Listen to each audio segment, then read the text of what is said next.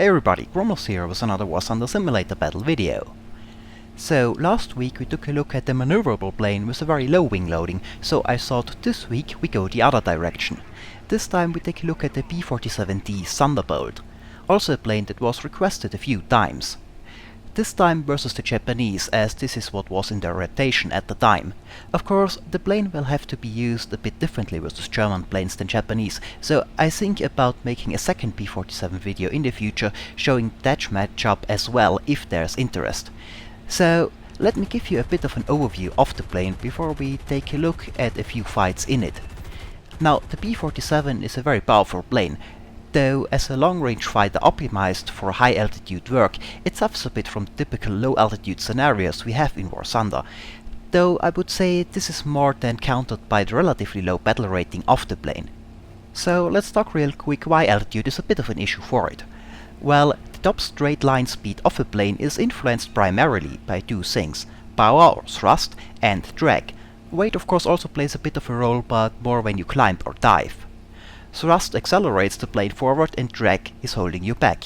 The drag increases exponentially as you go faster, and the top speed of the plane is reached when the drag gets high enough to equalize the thrust and you can't accelerate any further. Now, of course, as you climb higher, the air gets less dense, creating less drag, so you can reach the same speed with less horsepower or go faster with the same horsepower. But of course, if the air is less dense, it means there's also less oxygen for the engine to burn, and its power output will also go down. So the maximum speed will go up as the altitude increases and the air gets less dense, till the point is reached where the engine power output gets too low to keep up the speed, even with the reduced drag, and you get slower again. This is called critical altitude. Now, because of this, fighters optimized for high altitude will of course have a higher top speed, as they can keep their engine power up at higher altitude, where this power will get them more speed than at lower altitude. But of course that does not mean that the plane is also faster on lower altitude.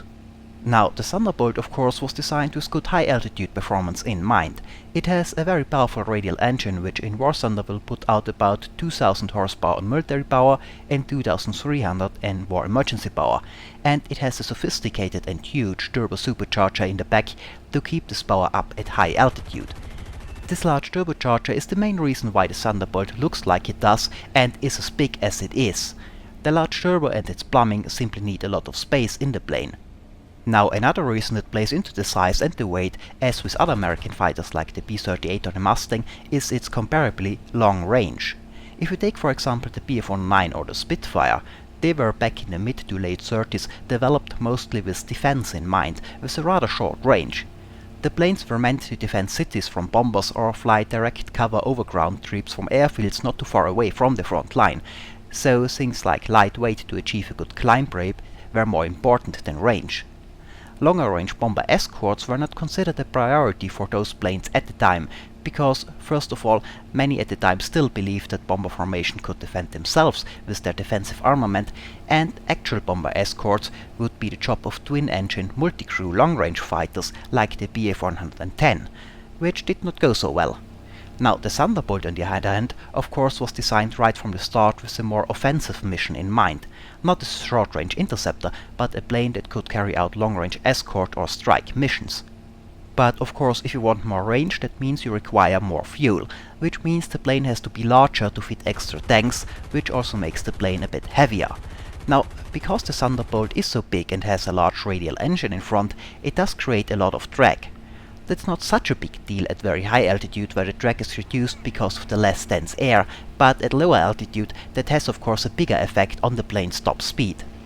Now, at its current battle rating, the Thunderbolt is still faster than most planes it will meet, and much faster than the Zeros and Hayabusas it mostly meets over the Pacific, even on low altitude.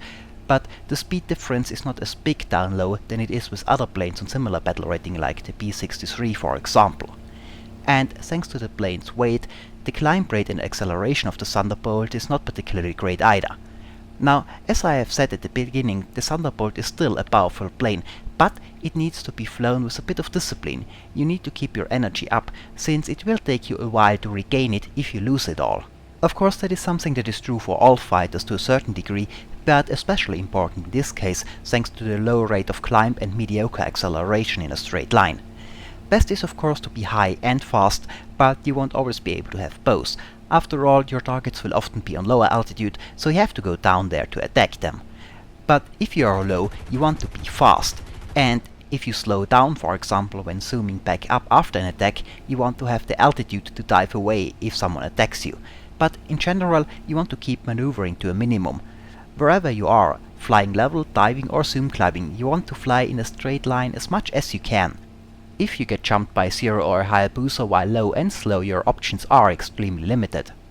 Also, if you dive on an opponent to attack and you are not sure if there are other enemies higher up that might be able to intercept you when you climb back up, it might be advisable to keep going straight after the attack and just leave the area. But thanks to the good acceleration in a dive, the Thunderbolt can keep up an energy advantage for a while once you got one, and higher speed means a higher energy state.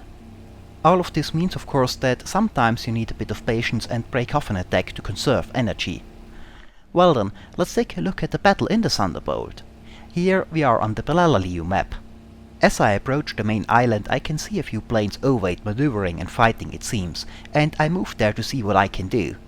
Now I pass over the fight on slightly higher altitude looking for a target, and I can see a Ki-43 Otsu a bit below me, as well as a few other planes. So I roll around and start to dive after the Hayabusa. However, after doing so, it is quickly clear that I can't get a shot without excessive maneuvering, which would leave me slow and vulnerable, so I break off and use my speed to go up instead, planning to climb above the fight and attack the Hayabusa from above. As I do so though, and look back, I can spot the plane behind me climbing after me, a Ki-61 it seems. Good that I didn't try to maneuver after the Hayabusa. He is pretty far away though, so I come around to see if I can get my nose at him to attack, hoping I can get my guns on him while he has trouble doing the same in his climb. But I can see that this won't happen, so I move out of the way and we pass each other. Now I level out and look back to see how the Ki-61 is doing. I'm not sure about his energy state at first, but I could of course simply dive away and outrun it should it become necessary. But the Ki-61 ran out of speed climbing straight up to me while I could build up some speed diving down, so I am on higher energy while the Ki-61 is diving down again, and I end up much higher on altitude. I try to dive on the Ki-61 to attack it from above, but as I come around I lose sight on it over the ground clutter and I'm not able to find it again in time, so I have to break off and climb back up again. So not to give the Ki-61 an opportunity to get the upper hand again while I can't see him to react to what he is doing. Looking around though, I can spot another plane in the distance a bit lower, so I come around. The plane, it seems to be a twin-engine Ki-102, dives away towards the fleet, and with the lack of other targets, I can see I go after it. Since the Ki-102 is pretty low now, I will of course also have to go down pretty low to attack. But while doing so, I can build up a very good amount of speed thanks to the great dive acceleration of the Thunderbolt. So depending on the situation, I can attack and quickly climb back to 2000 meters afterwards, or if I am worried to be intercepted by a higher opponent, simply keep going straight and leave with a speed that makes it pretty impossible for most planes I am likely to meet to follow, with a few exceptions like the captured Focke-Wulf 190, and that was my plan initially, but as I get closer I can see that there is already a fight going on over the fleet, so I decide to stay and help my team. The Ki-102 turned hard as I approached, and I didn't want to waste speed trying to follow, so I go back up to get above the fight. As I loop around I can spot a already damaged Ki-43 below, behind the P-63, and I line up his flight path as I dive down and fire a burst at him before going back up. I get hit, but nothing critical it seems. With friendly planes around and already under attack, I come around pretty quickly, not climbing to the maximum altitude I could reach with my speed, but loop around a bit sooner. As I come around, I at first want to go after a Zero that fired on the P-63, but as I come around I can spot the Corsair below me under attack by a Zero, so I dive on them to help the Corsair. I close in and I aim between the FRU and the Zero as I come down and fire, hoping to get the hit or at least distract the Zero from its target, but I don't get hit this time before I have to go back up again. Now I look back looking for other targets to dive on. Planes attacking friendlies have priority of course, but it's a bit hard to make them out over the ocean and I can't see one that is currently attacking a friendly. I can see a damaged Hayabusa and a Zero directly below me though, so I dive on the two enemy planes below me. The undamaged Zero is pulling up and attacking someone as I come down, giving me a good target. And this time I get a few good hits and set the Zero on fire, and he is going down. Going back up, I look for more targets, specifically the smoking Hayabusa, since it should be easy to spot from high up thanks to the smoke, but I can't find him or any other enemy planes at first. However, when I look towards the island, I realize that the fight seems to have shifted over there. So I start to move that way. At first I fly towards the smoking Hayabusa, since it is the only plane at the moment of which I am sure that it is enemy. But after I am a bit closer to the fight, I can see a Ki-61 climbing up to my left, followed by a P-63, and since the Ki-61 is undamaged and higher, he is a more important target, so I go after him, hoping I can do a surprise attack on the Ki-61. But as I do so, a Zero moves into my sight from the right, attacking the King Cobra, so I fire on him as he passes in front of me. I get hits, but nothing critical it seems. I am at higher speed than the Zero, so I start to pull up and climb above the Zero, but then I notice some tracers fired my way from pretty far away. It is the damaged Hayabusa. But he is too far away and already damaged, so there is no need to dive away. I just climb up a bit more and then come around to dive back down and attack. The Hayabusa is turning, but it seems he's pretty slow and low now, possibly too damaged to keep up its speed. As I come down, I line up his flight path and fire a relatively long burst. I can't see him as I come down, so I don't get many hits. But as I fly past him, I can see that he has his gear down, apparently trying to land on the airfield on the island as I go back up. Now, the airfield is contested at the moment, so I don't think he can repair his plane on it, but I'm not 100% sure. So as I come around and I can see that the Hayabusa is indeed landing on the airfield and I can't see any other immediate threats, I decide to make sure, in case you can actually repair on this airfield, and I go down for one last attack on this Hayabusa.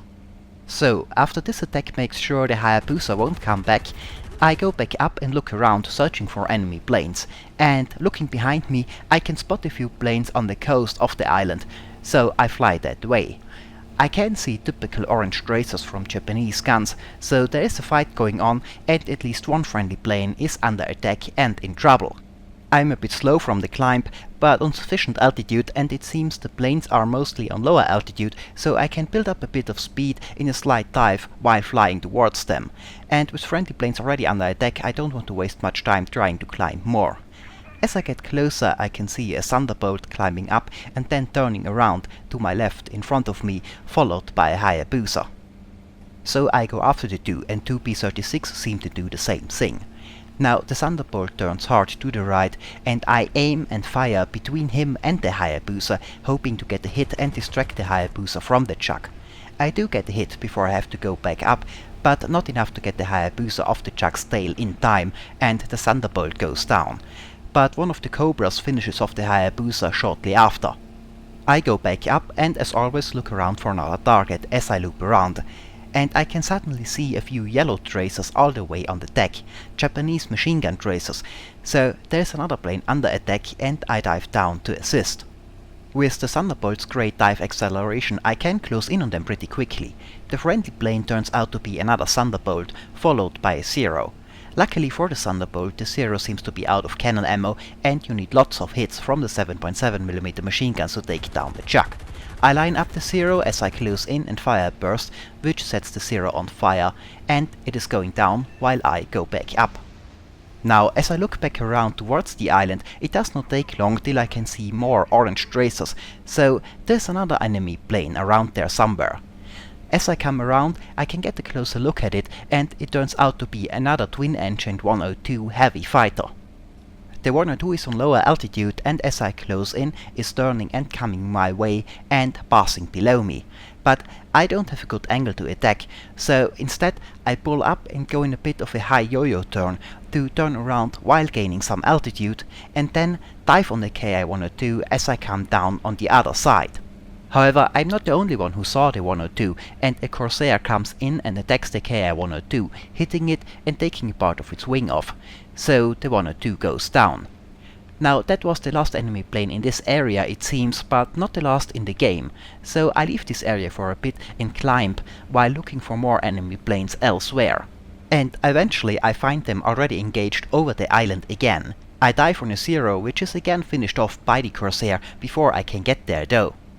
I did build up quite a bit of speed diving down on the Zero, which I now that it went down can trade back for altitude. I know there are still more enemy planes around, so I want to get back above them if they are close by. And indeed, as I loop around I can see another Zero below me going after the Corsair. So I come around and dive after them to hopefully get the Zero off the Corsair's tail in time. As I dive down after the Zero, a second Corsair comes in from the front and gets a few cannon hits on the Zero in a head-on, as I dive down on it, but the Zero is still flying and attacking the Corsair. I fire a burst after it and get a hit before I have to go back up, but it's not enough to bring the Zero down and it gets the Corsair. I climb straight up to get a good altitude advantage before going after the Zero again, which luckily thanks to the smoke it is trailing from the damage it has taken is easy to keep an eye on. The Zero gets low to the ground and turns and starts to move towards the enemy carrier fleet, with me and then the second Corsair in pursuit. I start to dive towards it as the Zero flies over the airfield, but it is clear pretty soon that I won't get a good shot on it as it passes below me. So again I go up, keep going for a bit to get lots of altitude back and then loop back around towards the Zero and start to dive back towards it. With this much of an altitude advantage I can build up lots of speed and quickly close in on the Zero again. However, as I get closer I can soon spot a second enemy plane down there flying the other direction. A Hayabusa, this one undamaged, so I switch targets and aim for the Hayabusa instead. I fire a burst and the Hayabusa evades. I get a glancing hit but nothing major, so I go back up to attack the Hayabusa from above after I build up some altitude and loop around. The Corsair is turning around and also attacking the Hayabusa, so for now the enemy plane is distracted, and I, having reached the top of my climb, come around and dive back down to attack. Now the Hayabusa is turning tight as I come down, and I try to roll around to get a better shot at it, but I don't get a good enough angle. I fire a burst anyway, but I miss my shots. Now, as I go back up though, I hear an explosion behind me. The Corsair had mid-air with a P-63, so those two are out of the fight. However, I do have a good energy advantage over the Hayabusa, and thanks to the good dive acceleration of the Thunderbolt, I can build up a lot of speed every time I dive down to attack, allowing me to keep a high energy level up. I level out and go after the Hayabusa, which is now on a little bit higher altitude but also slower and still a bit lower than me. The Hayabusa sees me coming and rolls and starts to turn to the left and down. I can see that I can't get a deflection shot, at least not without wasting way too much energy to do so, so again I just go straight up. The Hayabusa after its turn is ending up far below me. The Hayabusa passes below me as I come around, and as I dive down on it again, the Hayabusa starts to evade again, and this time I place my gun sight in front of him, hoping I can fire in front of him and make him pass through my fire, and therefore attack without having to turn. But my shots miss and I have to go back up again. Now here I think you can also see that the Thunderbolt indeed can keep its energy level up reasonably well in this kind of fight. I can always climb back up to 1300 to 1400 meters before I come back around. Now as I come back down again, I aim in front of the Hayabusa again, and as I get close enough, pull the trigger and fire a burst at the passing Hayabusa, and this time I hit the Hayabusa and set it on fire. But just as I pull up again, a Zero is coming in from the front and turning after me. So I pull up and look back to see how the Zero is doing, and if it can climb after me. After all, I don't know how fast the Zero was when it came after me. But the Zero is falling back quickly, so I keep going back up. Now ideally I would have liked to attack this Zero after I come around and dive back down, since it is a much lower altitude, but as I do so I lose sight on this Zero and I can't see it anymore as I come back down. So with no more eyes on the enemy plane, I dive down towards the deck and leave the area, instead of giving an opponent I can't see the opportunity to get the upper hand. I level out over the water and just keep going straight for a bit, and after a while, after making sure I am clear, I pull back up and turn around to look for more enemy planes. And after a bit of looking around, I do spot another Zero low over the water flying towards the enemy fleet, and I dive down and go after it. Now, here I make a critical mistake though. I do notice some tracers impacting the water close to me, but at the time I was convinced that it is AA fire from the ships and the landing craft. It was, however, another Zero diving after me. Now, the Zero in front of me eventually notices me and starts to turn hard to the right, and I go straight up. With the Zero in front of me losing so much speed in the turn and me pretty high on speed, I can get easily far above it. That, however, does not go for the Zero that was already behind me. And by the time I notice the second one, it is too late and I go down. Now, that was an unnecessary mistake. I could have easily outrun the Zero if I would have noticed it, but those things happen. Well, and this is it for this fight. Overall, I like the Thunderbolt. I think it's a powerful plane, but it is one that requires you to keep your energy level up. As I have said, I plan to make another Thunderbolt video versus German planes if there's interest, so let me know. Well, and this is it for this video. As always, I hope it was entertaining, thanks for watching, and maybe I'll see you next time.